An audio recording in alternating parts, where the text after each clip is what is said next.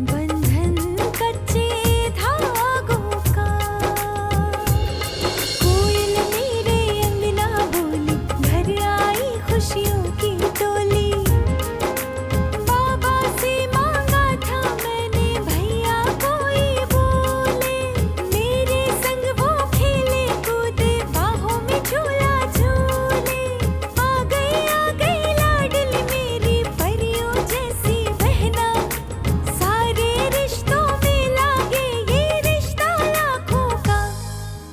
बंधन कच्चे धागों का, बंधन कच्चे धागों का, बंधन कच्चे धागों का। जरा सोचने वाली बात यह है कि रोहित ड्राइवर के साथ था पहले, फिर झूठ बोलकर रोहित ने ड्राइवर को घर क्यों भेजा? उसे गाड़ी ड्राइव करने का बहुत शौक था और ये शौक ही उसका दुश्मन बन गया। और इस हादसे ने उसकी जान ले ली। मैंने बहुत ढूंढ लिया लेकिन मुझे वो थैली मिली नहीं चाची। और माँ ने उस थैली में कुछ रुपए भी रखे थे। चाची मैं मामा को फोन करके आता हूँ। फोन भी नहीं उठा सकते। हेलो, नमस्ते मामी, मैं आशुतोष बोल रहा हूँ। ओ,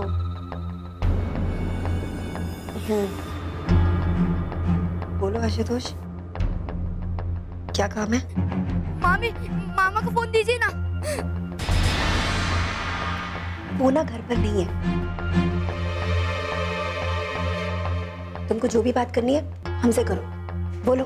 मामी पूनम की तबीयत बहुत खराब है, वो अस्पताल में भर्ती है और अस्पताल में 10-12 हजार रुपए जमा कराने हैं। इतने रुपए मैं कहाँ से लाऊं मामी? देखो अब इसमें हम क्या कर सकते हैं? हम तो खुद बहुत परेशान हैं। हमारे पास कुछ भी नहीं है। मामी अगर इतनी जरूरत नहीं होती तो?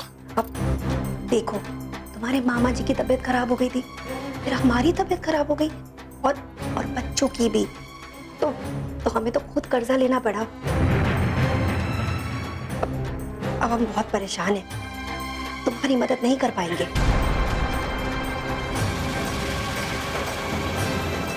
और हम तो किसी से मांगने नहीं गए ना। मामी वो देखो, अपनी जिम्मेदारी खुद उठाना सीखो।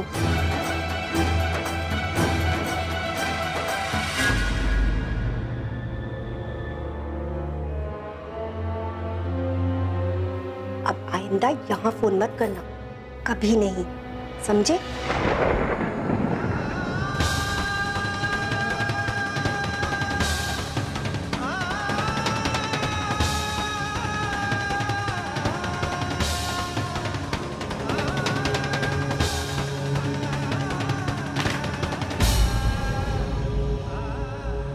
क्या हुआ?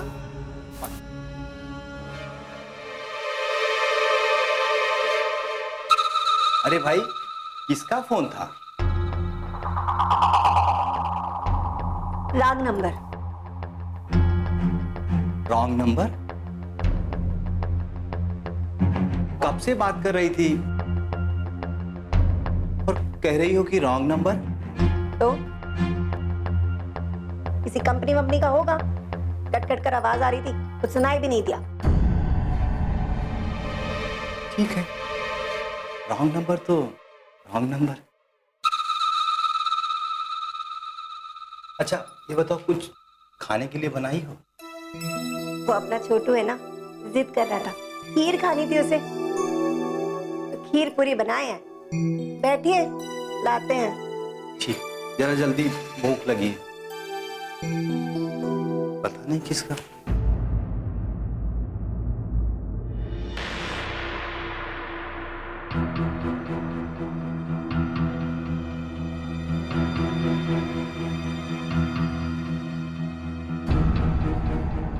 तुम्हारे पास इतने सारे पैसे कहाँ से आए?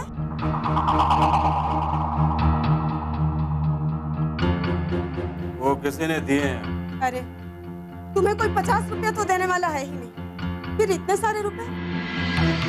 ठीक ठीक बताओ, कहाँ से लाए तुमने इतने सारे पैसे? अरे तुम्हें इससे क्या मतलब है? मैंने कहा ना किसी ने दिए हमें। बहुत लोग हैं हमें देने वाले। कौन दिया और क्यों दिया? मुझे उसका नाम ही बता दो। तुम्हें उससे क्या मतलब? हाँ, और हाँ, इस पैसे का जिक्र कहीं होना नहीं चाहिए। हाँ, वरना ठीक नहीं होगा।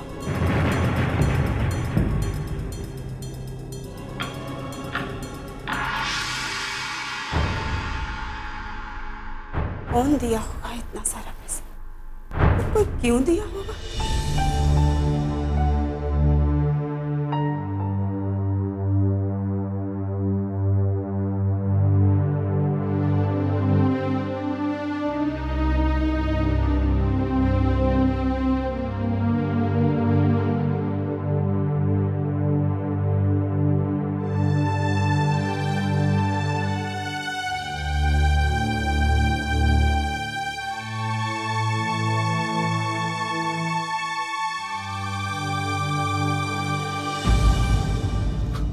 गुरुदेव,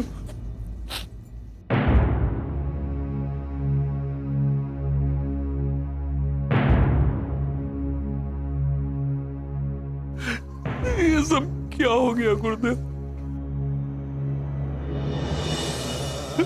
ये क्यों हुआ मेरे साथ? मैंने किसी का क्या बिगाड़ा?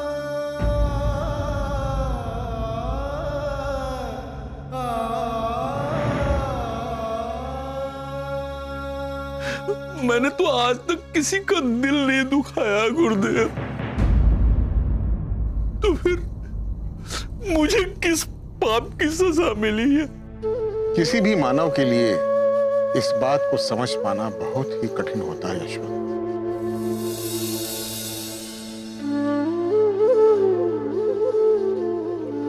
बहुत ही कठिन। सभी के मन में यही प्रश्न होता है कि विधि का ये कौन सा विधान है जो अच्छे लोगों के साथ ही ऐसी घटनाएं होती हैं।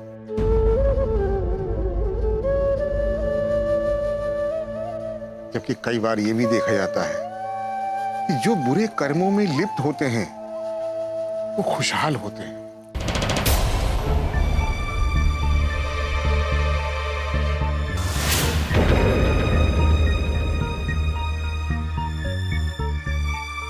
ये बात समझना हमारे वश के बाहर है यशवंत। गुरुदेव, आपने बार बार आगाह करने की कोशिश की थी। आप शायद इन्हीं बातों को लेकर के बार बार आगाह कर रहे थे।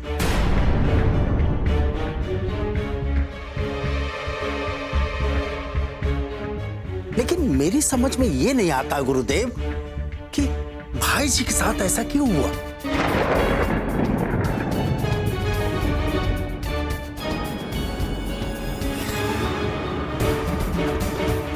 लेकिन आप तो समझ सकते हैं। क्या इस प्रश्न का उत्तर आप दे सकते हैं गुरुदेव? ये हमारे कर्म, हमारे साथ होने वाली घटनाएं सिर्फ बड़ी बड़ी घटनाएं ही नहीं होती हैं।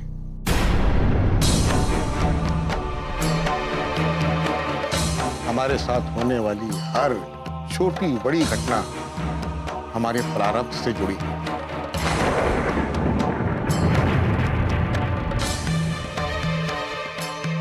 और हमारा प्रारब्ध, जैसा कि मैं पहले बता चुका हूं आप लोगों को, हमारे पूर्व जन्म से जुड़ा हुआ होता है। मुझे कुछ नहीं मालूम।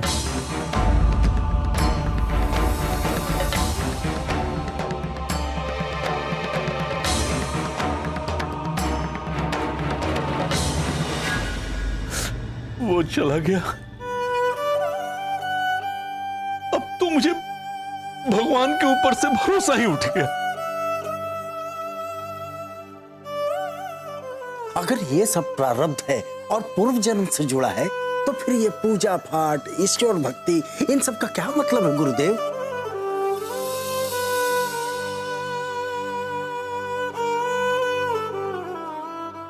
अगर इस घटना को टाला ही नहीं जा सकता? कुछ दुर्घटनाओं को टाला जा सकता है गुलशन, लेकिन कुछ घटनाएं इतनी अटल होती हैं कि उन्हें टाला नहीं जा सकता।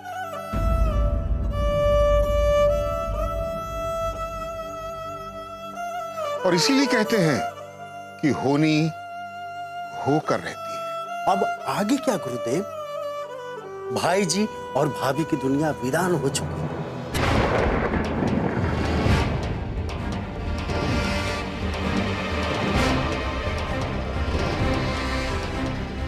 अभी बहुत कुछ समय के गर्भ में छिपा हुआ है और समय हर जख्म को भर देता है। जाने वाला कभी लौटकर नहीं आता, लेकिन ईश्वर हमें बर्दाश्त करने की शक्ति जरूर देता है। अब कोई शक्ति बाकी नहीं है गुरुदेव, सारी शक्ति छीण हो गई है। चारों तरफ अंधेरा ही अंधेरा है गुरुदेव, अंधेरा ही अंधेरा। यशवंत, अंधेरे में ही रोशनी की किरण नजर आएगी। अभी तुम्हारे सामने घना कोहरा है, जब कोहरा छटेगा तब तुम्हें सब स्पष्ट दिखाई देगा।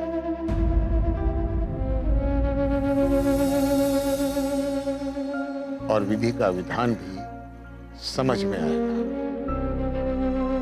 जब तुम बनारस गए थे और वहां जो भी घटनाएं घटी, उसका भी बहुत बड़ा अर्थ है।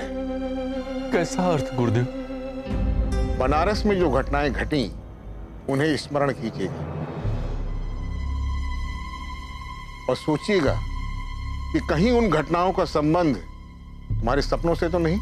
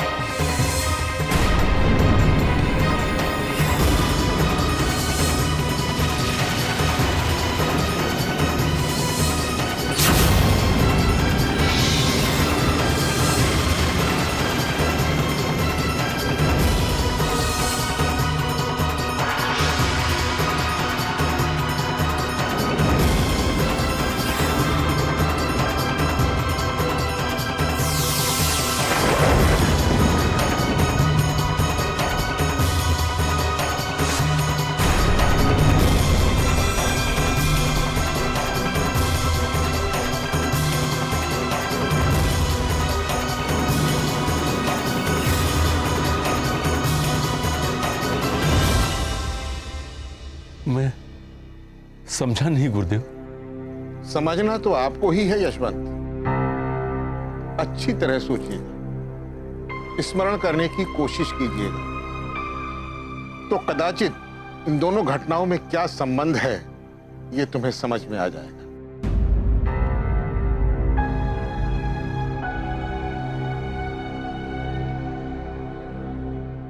ये आपको समझ में आ जाएगा। अपनी श्रीमती को भी समझाइएगा यशवंत। हम चाहे कुछ भी कर लें, लेकिन ईश्वर के विधान को टाल नहीं सकते।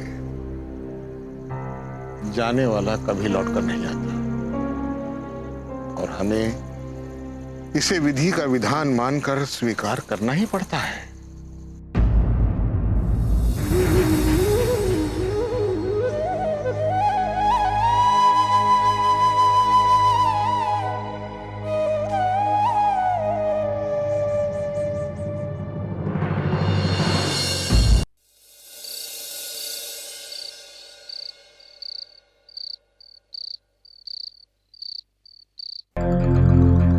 भाई जी, मैं तो चाहता हूं कि रोहित के एक्सीडेंट के पीछे जो भी सच्चाई है वो सबके सामने आए।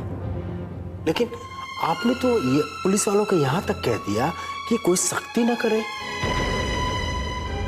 हाँ गुलशन, मैं नहीं चाहता कि पुलिस रोहित के दोस्तों को टॉर्चर कर रही थी। गुलशन, देखा तुमने रोहित का करीबी दोस्त किस तरीके से रो रहा था।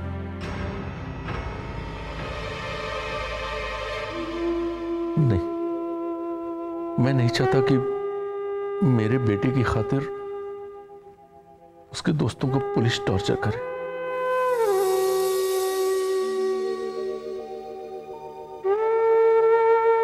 मैं नहीं चाहता कि रोहित का सबसे करीबी दोस्त कल उसे याद करे तो कड़वाहट के साथ याद करे।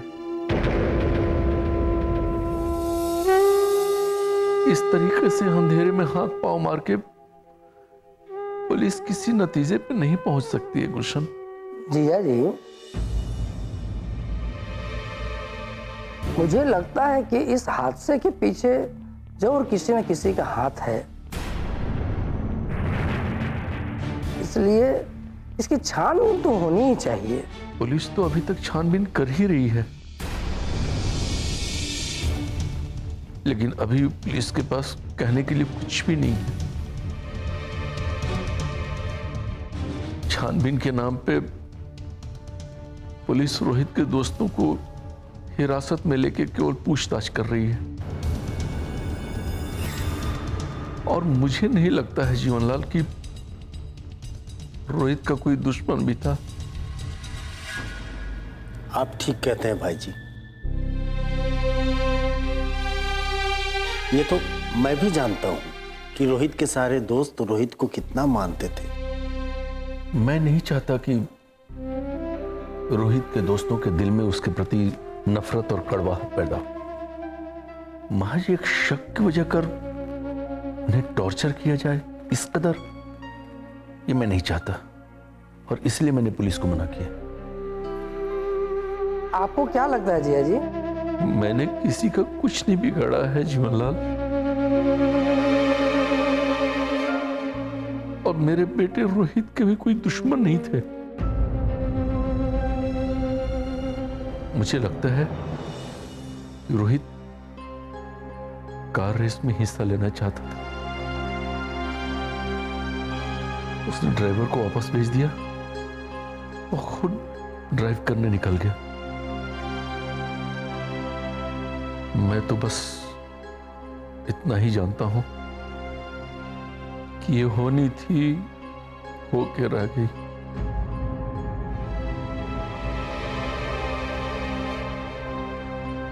जो होनी होती है जीवनलाल, उसे कोई रोक नहीं सकता। किसे दोषी ठहराए हम?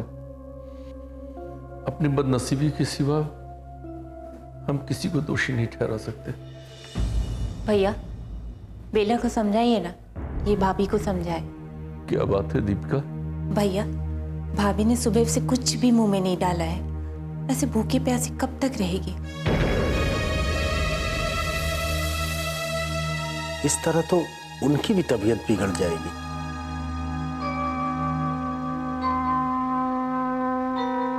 आप भाभी को समझाइए ना भैया कि जो गुजर गया उसे वापस तो नहीं लाया जा सकता। ठीक है, समझाने की कोशिश करता हूं।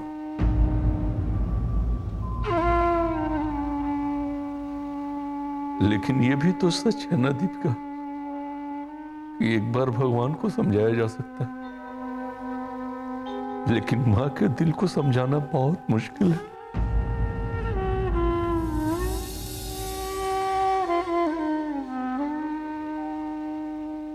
आखिर मां है वो।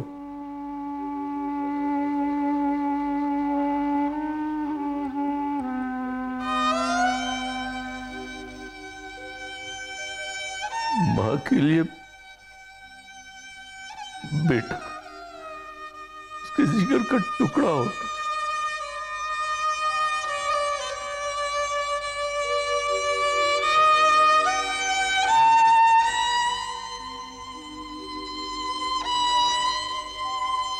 और वो एक मां है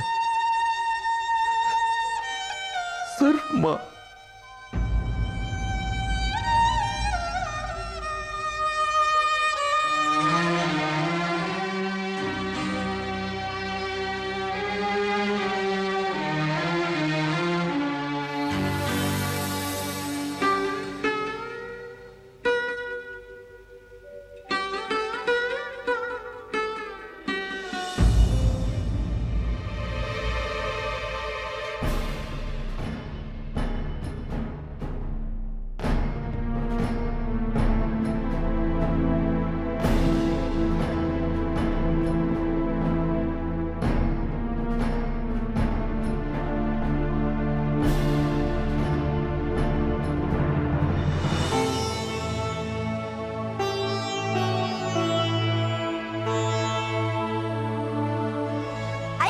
कौन सी पूजा करानी है? अच्छा, शिव जी की पूजा। आपको? गंगा।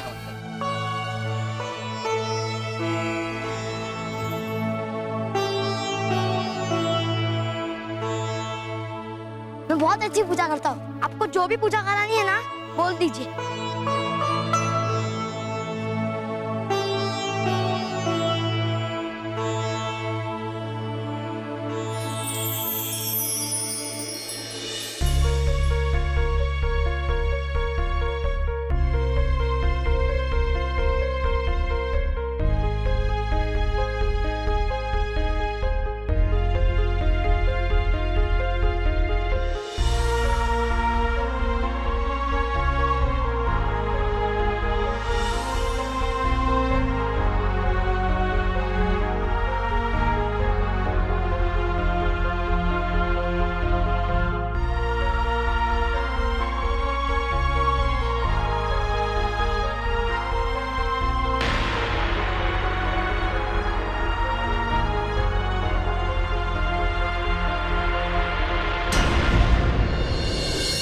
बड़ी कमाई हो रही है।